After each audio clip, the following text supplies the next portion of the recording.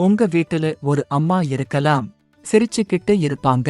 ஆனா அந்த சிரிப்புக்குள்ள இருக்கும் வருத்தத்தையும் வலியையும் யாருமே கேட்க மாட்டாங்க. இந்த கதை அத்தனை பேருக்கும் தெரியாத ஒரு ஒற்றை தாயின் வாழ்க்கை. ஒரு குழந்தை இருக்கிறான். அவன் எப்பவுமே நினைச்சது இல்ல. அவன் சாப்பிடுற சாப்பாடு, அவன் போடுற ஸ்கூல் ஷூஸ், அவன் படிச்ச புத்தகம் எல்லாமே ஒருத்தி தியாகத்துல இருந்து வந்ததுன்னு.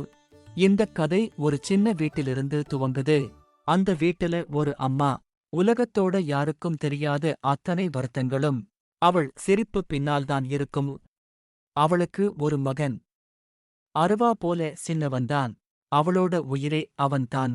அவள் தினமும் காலை 5 மணிக்கே எழுந்திருப்பா. வீடு சுத்தம், டிபன் ரெடி, ஸ்கூல் பேக். மகன் தூங்கிக்கிட்டிருக்கிறப்போ அவன் அருகே பார்த்துட்டு சின்னவாச்சம் சிரிப்பா.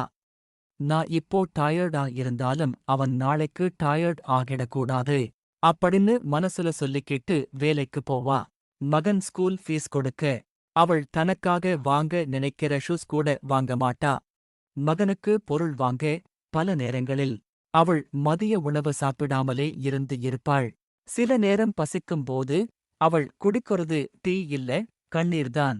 ஆனாலும் மகன் முன்னால் நான் ஆல்ரெடி சாப்பிட்டுட்டேன் போய் சொல்லிடுவாள். ஒரு நாள் அவன் வளர்ந்து பள்ளி முடிஞ்சு காலேஜ் போயிடுறான். மகனுக்கு சொசைட்டி இம்ப்ரெஸ் பண்ணணும் ஆசை வந்துருச்சு. அவன் கூற ஆரம்பிச்சான், என் ஃப்ரெண்ட்ஸ் எல்லாருக்கும் ஸ்டைலிஷ் மாம், நீ மட்டும் சிம்பிளா இருக்கே.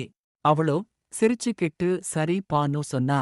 ஆனா அந்த சிரிப்புக்குள்ள உலகத்திலேயே பெரிய காயம் இருந்துச்சு.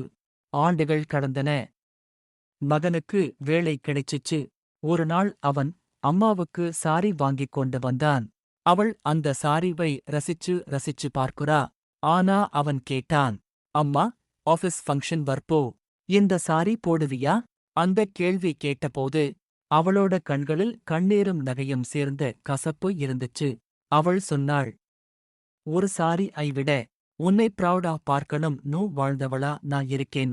அவன் அப்போதான் இந்த பெண்ணு அம்மா மட்டும் இல்ல, போராடின ஒரு போராளி புரிஞ்சது. உலகத்தில் எல்லா தாயும் தியாகி.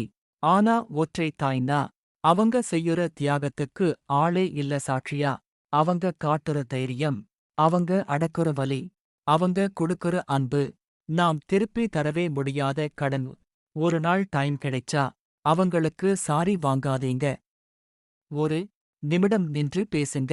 அதுவே அவர்களுக்கு வாழ்க்கையிலேயே பெரிய பரிசு. அம்மாவை மதிக்கிறவன் வாழ்க்கையை சந்தோஷமா ஜெயிச்சவன்தான்.